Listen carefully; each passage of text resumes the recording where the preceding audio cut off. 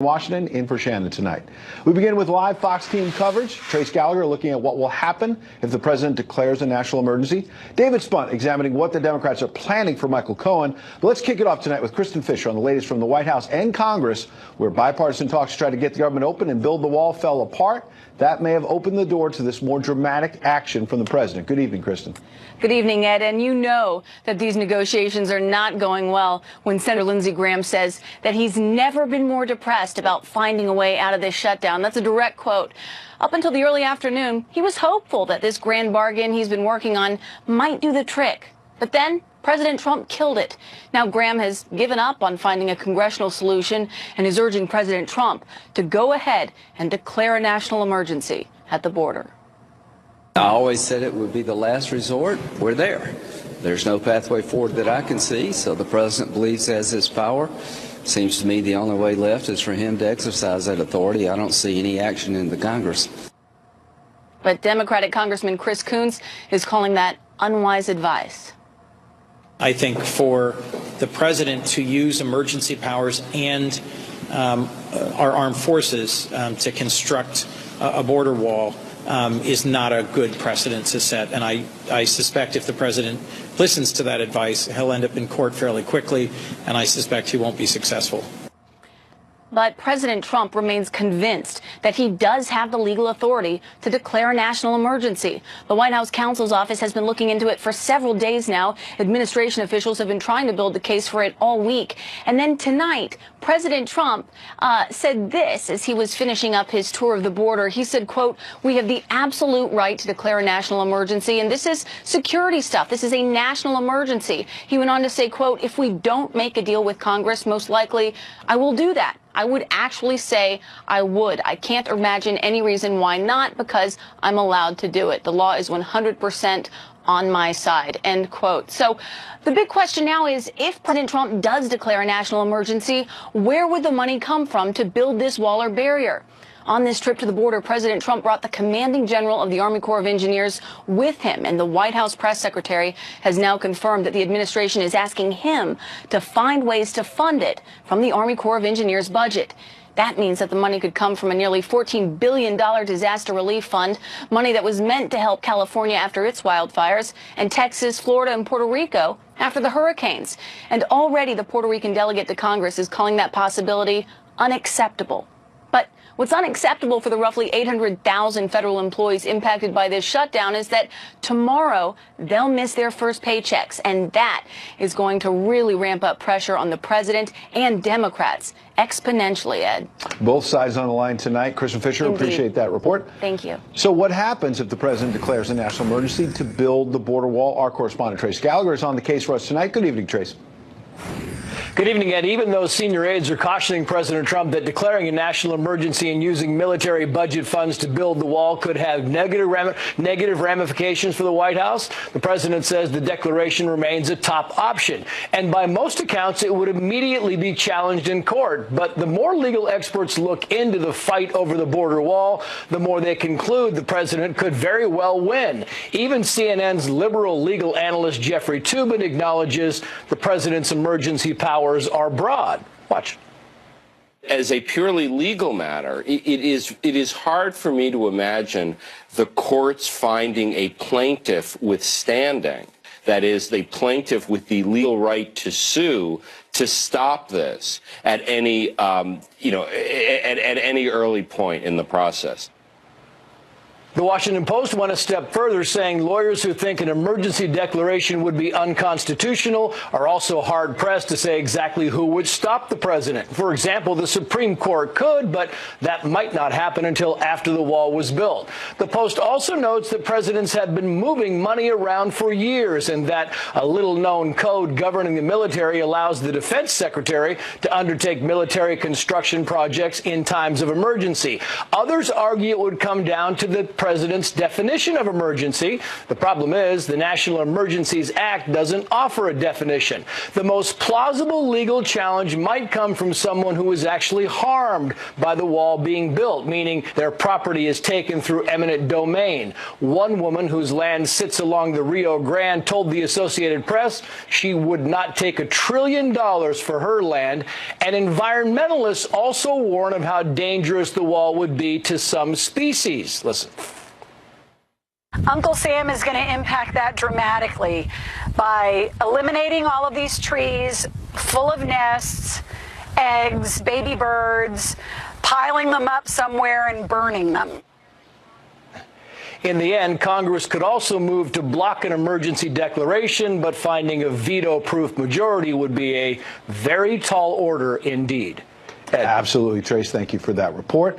The president, meanwhile, standing firm, telling our very own Sean Hannity a short while ago he's not changing his mind.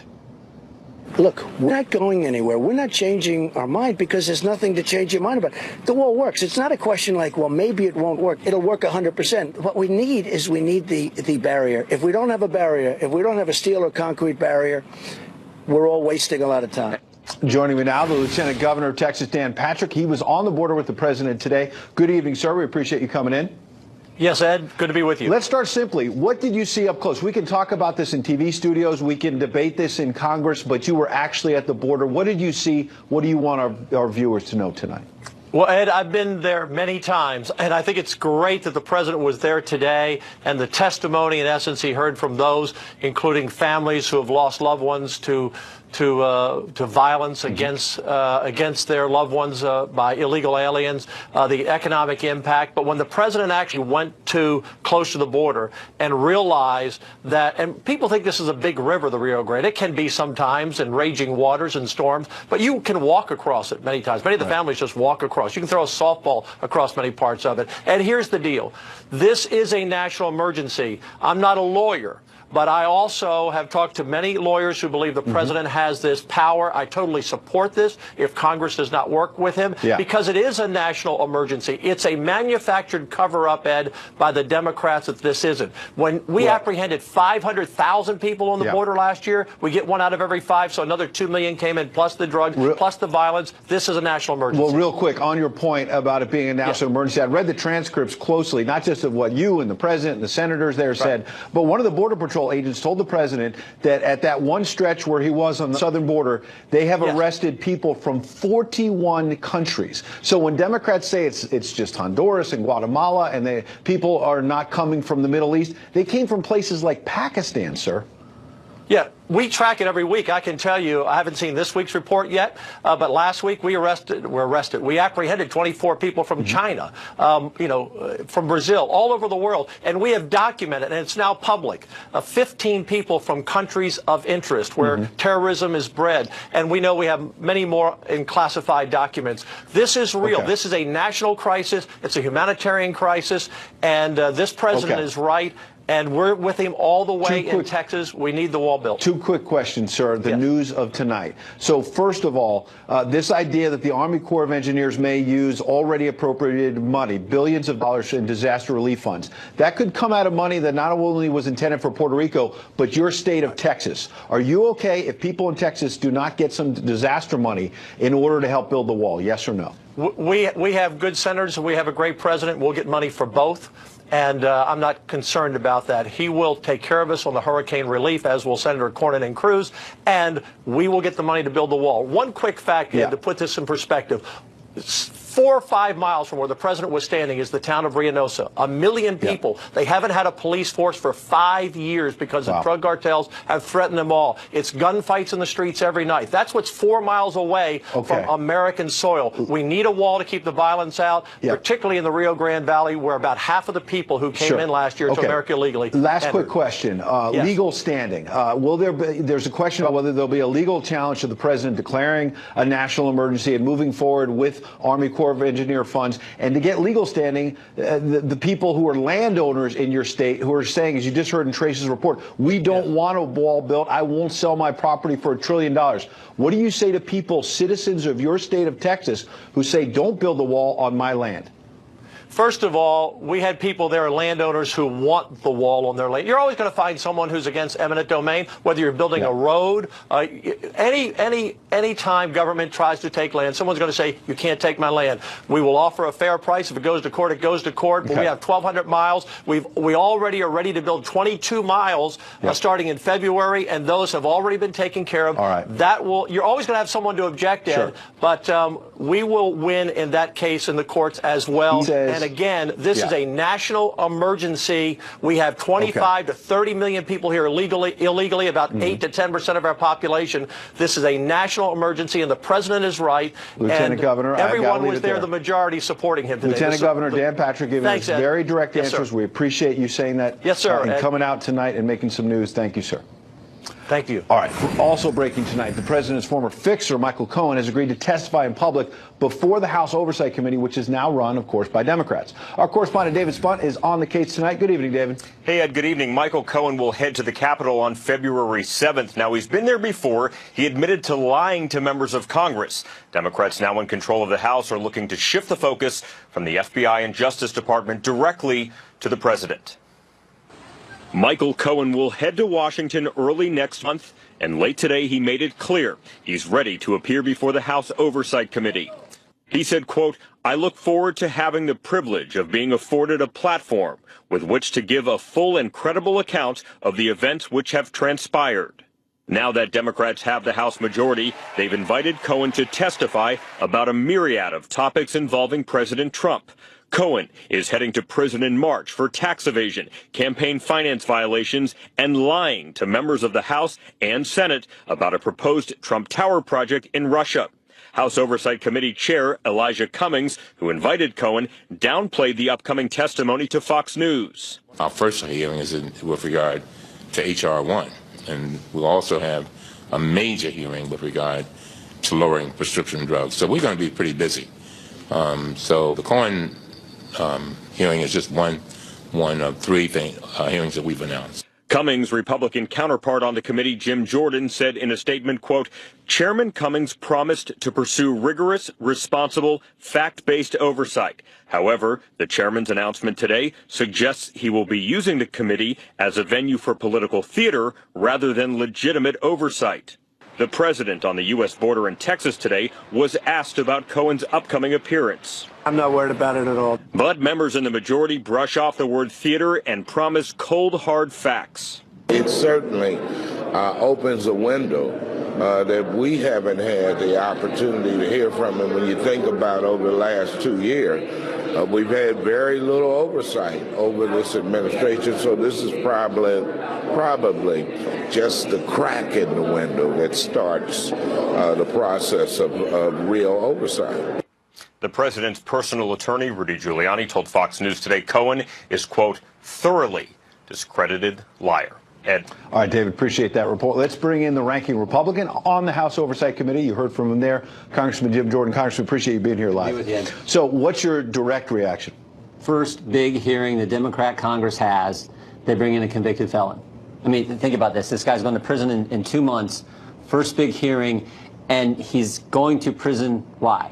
Because he lied to Congress. And that's your first big witness? I mean, if this doesn't underscore the fact that they are totally focused on getting the president and not on doing what's best for the country, I don't know what. Remember what happened a week ago?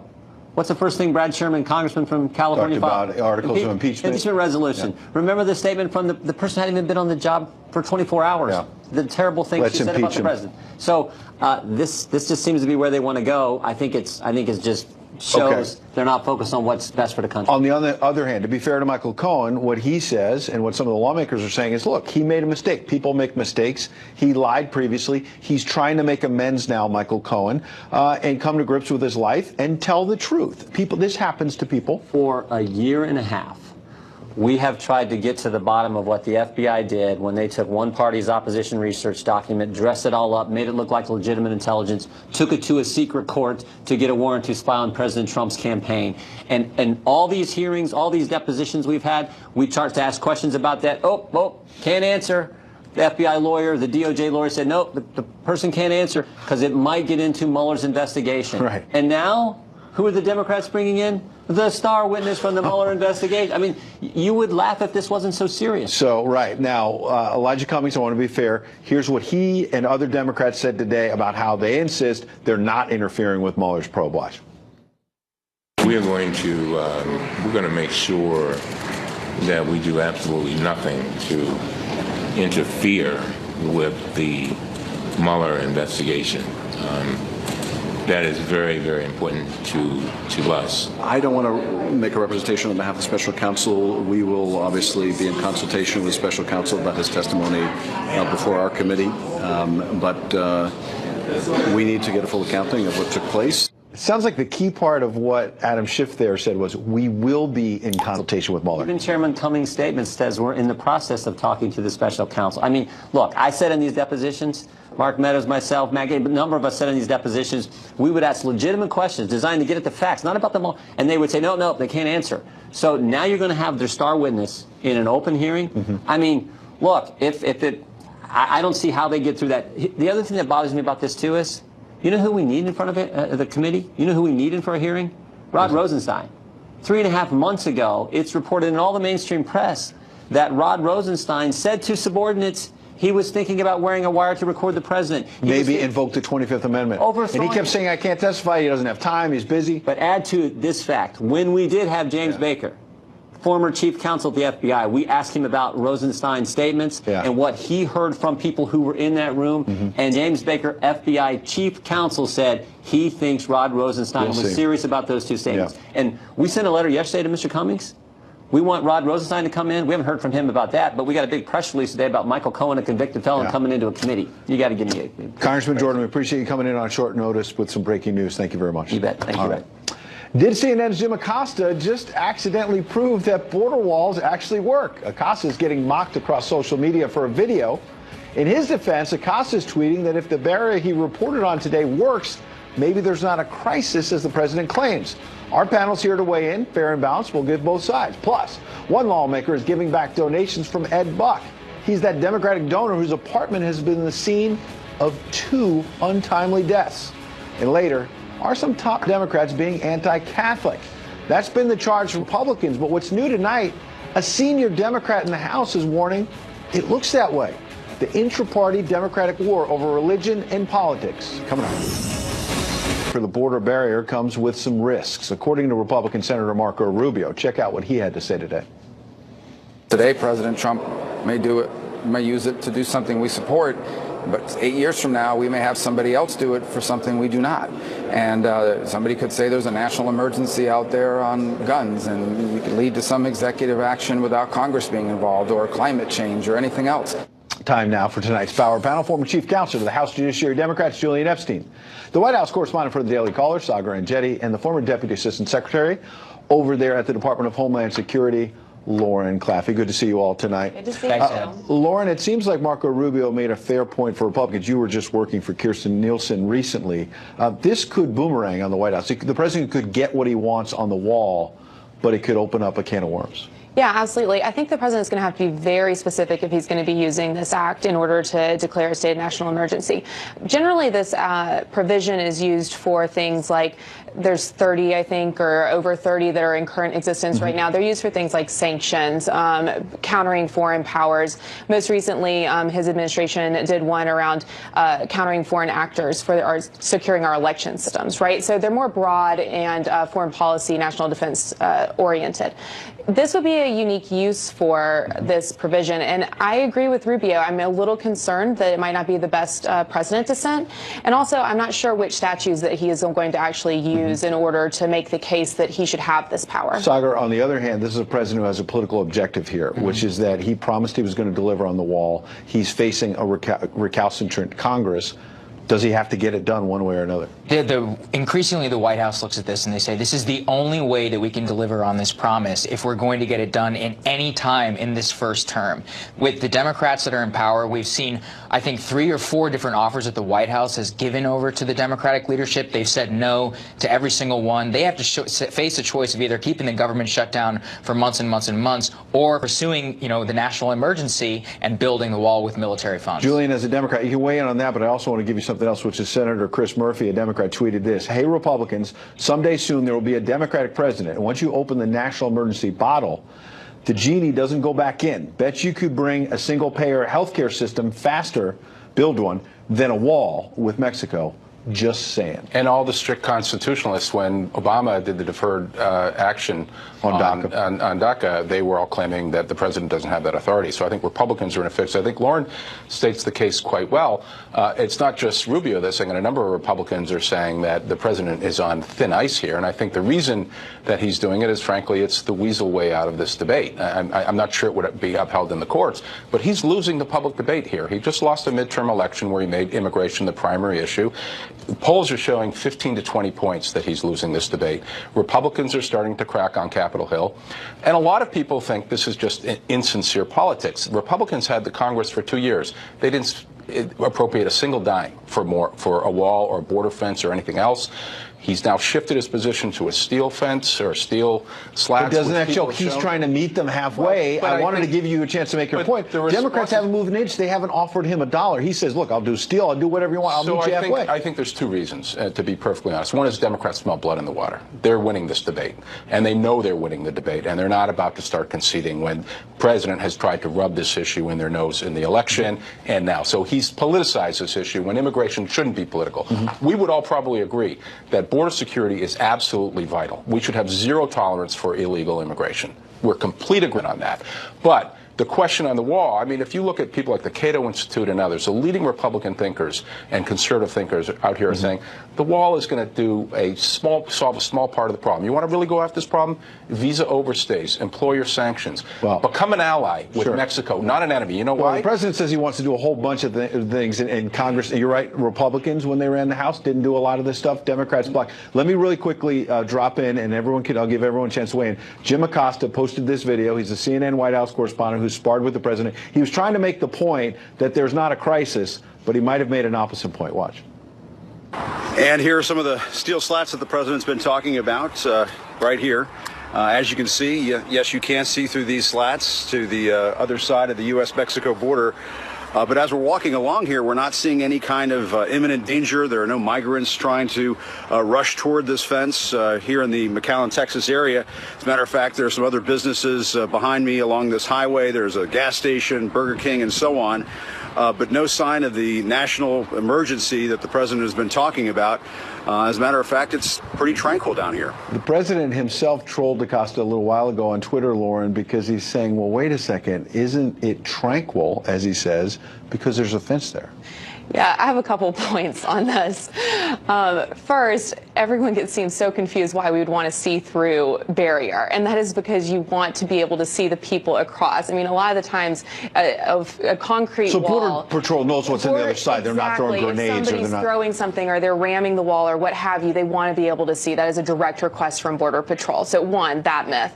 And second, just dealing with this whole idea that barriers don't work. Barriers do work, but they work in the right areas. Not the entire southern border does not need to be covered. Right. Different pieces. Quickly, Sagar. Yeah, I would never disparage a colleague, but I don't think you seem to be enjoying this one, Julia. You made the point he wanted to make. I think walls can work. They're part in strategic places, as Lauren says. It's part of the reasons that illegal border crossings have gone down 90% in the last 50 years, last 15 years. I beg your pardon. Right. So they can work, but there are other things that Democrats and Republicans ought to be coming together on.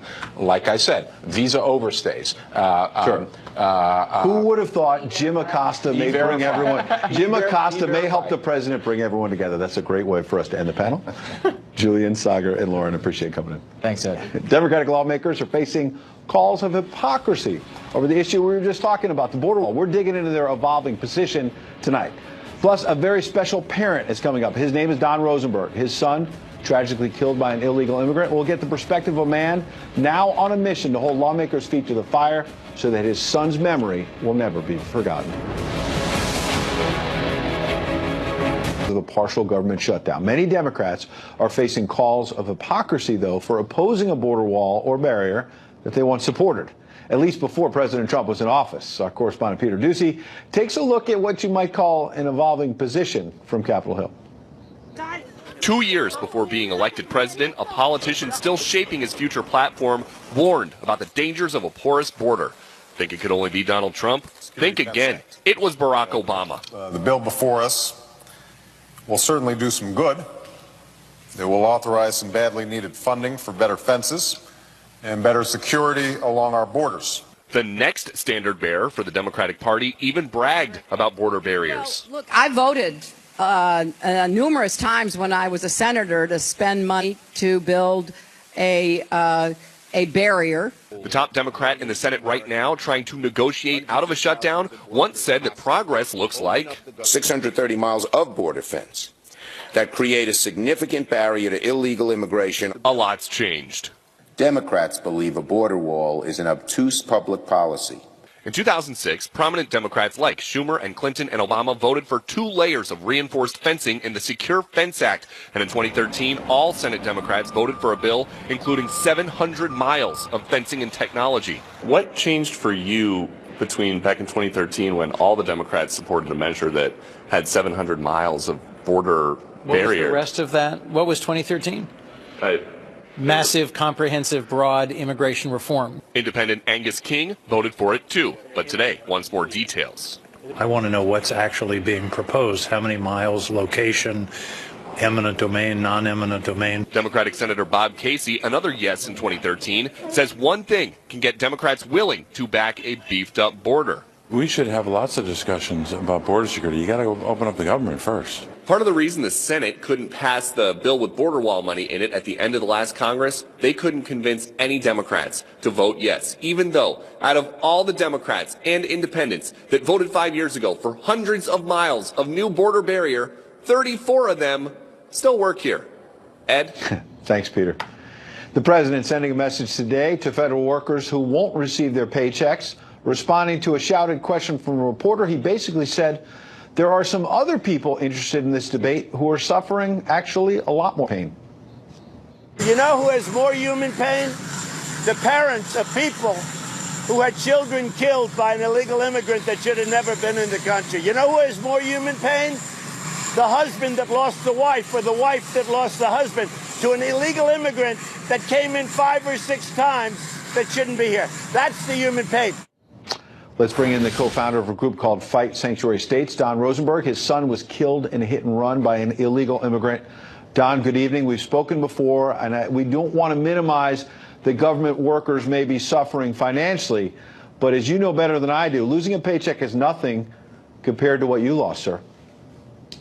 Yeah, hi, Ed. Thanks for having me on. Well, absolutely. I mean, I don't want to be callous about, the dilemma that they have not getting paid.